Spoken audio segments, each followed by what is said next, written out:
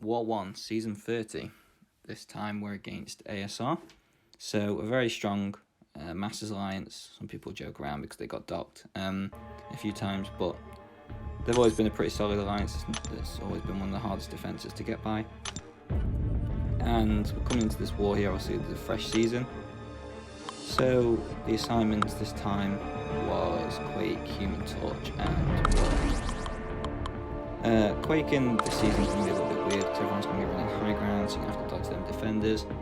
But also, as Kabam have kind of said a couple of times, the inputs on that are still a little bit weird. Some people have and seem to have good inputs during war, other people have bad ones. It just seems to be like if you're having one of them days or not. So Quake in a minute is very 50-50, and you're going to see that in this war coming up now.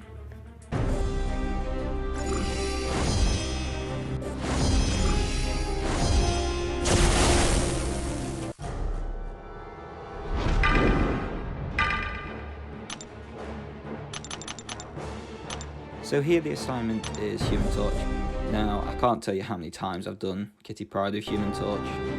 Normally, she's a very, very easy fight. So you're going to see that with the boost that I kind of put on here.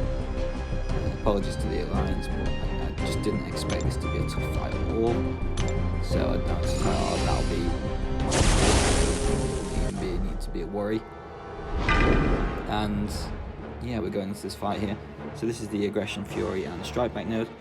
So realistically, unless I get the 2 bars of power and push her to 3, or I need that stun or something to work, I'm not going to be throwing any special at all. So with Kitty, I would say stun her, she gets prowess. Every time I crit, she gets prowess. And then after certain prowess that you can see there, she phases. So you just got to be careful of that, and then especially with the Aggression Fury, because as you can see here, it's build up. So here I'm just taking a few hits into the block, and see the way the Aggression Fury is built up there. The damage was pretty heavy, just a few hits into the block, and especially but the fight is still pretty comfy at this point. There I'm going to retaliate after the final hit of the combo. Here I'm trying to bait a special 2. Normally what I do is as soon as she throws a special 2, I punch her. But now I've learned that was the wrong thing to do. So because she was duped, she was still phasing. The Aggression Fury, because it was on 5, actually meant that she was going to reflect what ended up being 60k's worth of physical damage straight into me. So without even hitting her at that point, she did 60k damage and instantly killed me. Not really what I wanted going into fight 1 of the season, but well, the deathless streak's already gone. So now I'm just going to go in and finish this with Warlock. I'm still boosted, it's no real threat here. She still manages to throw off a special 1 in time, so it's just a bit of chip damage, but it's okay, it's not the end of the world. That was the only fight for Human Torch, annoyingly.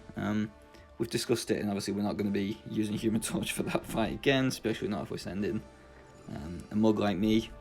We'll be using someone like Guillotine 99 or something going forward for that node, or maybe even Guardian. But that was all I had in Section 1, and I died. So what you're going to see here is me swapping masteries for Section 2 and the mini-bosses. So between myself and the officers, we decided that I'm going to be using Quake for a couple of the fights. And I probably should run the half suicides because the other fight's with Warlock. So that'll give him the big attack boost too. And hopefully that should mean that we can just blitz through it a little bit quicker. So it's been a while. I don't tend to run suicides that often, so usually I if I put them on, I end up forgetting, so I have to try and make sure that I don't, and get people to remind me after. It's just annoying how many units it costs. Kabam really have talked about doing a mastery setup or mastery swap thing a few times now, but nothing's ever happened, so that's a bit annoying. Here, speaking to the guy on Path 8, who we'd said, right, we'll clear now, okay, that's fine. So I'm just going to use these boosts, and at the minute this new boost system is going to take me a couple of wars to get used to it. Just trying to figure out where everything is again. I was like, where is the indestructible boost? Like, I've just died. I blatantly need the indestructible boost because I'm a scrub. So eventually I end up finding it and putting it on here. And we go into this Penny Parker. So I've done her a few times on this node. The main thing you've got to watch out for is just the whiff that happens a few times. Quake just pushes itself out of animation reach for the first couple of times. Get yourself into the corner, and because everybody at this level runs Limber, you can easily just Quake and parry all the way up to the concussion phase, and then you'll still have enough time, because of the Limber, to dex and get the dexterity on you while the concussion's active. If you weren't, you'd just have to stop quaking and heavy, and you just have to get to like 6 of the aftershocks before you start dexing after, because the stun won't be long enough to last longer than the concussion. But as you can see here, I obviously speed up all my Quake fights, but Penny Parker goes down, no real trouble. The indestructible boost obviously stopped me getting the hit twice, as you saw. And this fight here, so this is Domino on the Aspect of Evolution node and Kinetic Transference. So the main thing to watch out for Domino is, as per usual, she goes lucky. Be careful with blocking, make sure you're blocking she doesn't block break you like she was a nightmare to do. The annoying thing about on this path is obviously her ability accuracy increases as per each different bar of power that she gets. So she's probably going to be lucky more often than not. Her attack goes up, so even when you're taking hits into the block and the crit failures, as you can see here, that all goes up each time she gains a bar of power. So she's just getting another one there. So I'm just trying to do what I can. I put the tech boost on, as you saw before the Penny Parker fight. So I thought this would be enough, to be honest. I didn't want to put 200 on just for...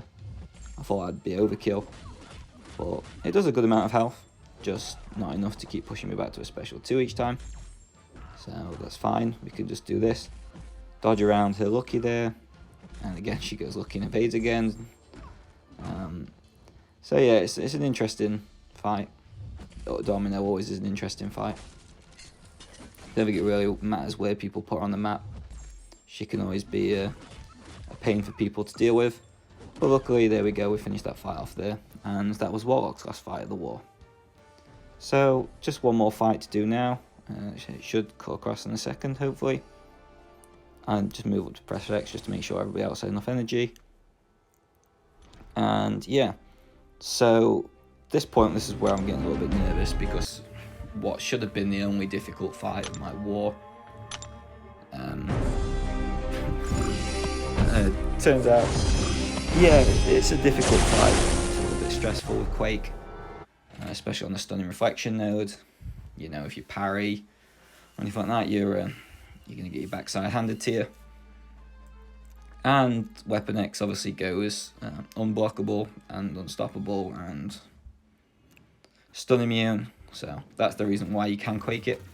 But you have to do it in a certain sense. You have to push them up to the Berserk phase, bait the special 1, but here I go to dash back and just parry apparently.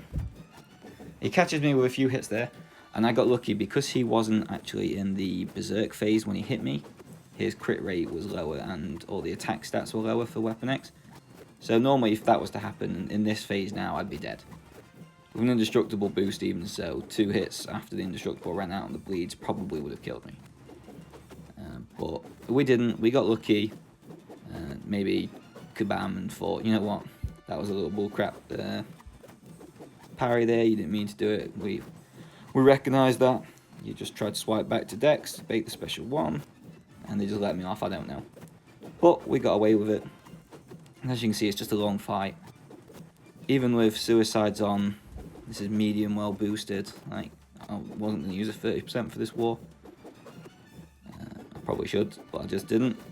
And yeah, it's just a long fight. It's a stressful fight because you know if you get caught, especially here, it's game over. There's an attack bonus gone, and in a war like this where it can get relatively close, you don't want it. But we managed to see this Weapon X out. I remember as soon as I'd finished quaking it, I was like, oh, put the phone down for a second, stretch the fingers, and I was like, that was good. I think it's like 3 minutes 15 or something around that time. There's the 3 minutes 15 there, yeah, 3 minutes 20. So that was the fight done, full attack bonus, and because of that, we ended up winning the war overall. So good war to ASR, good luck for the season, and thank you very much for watching.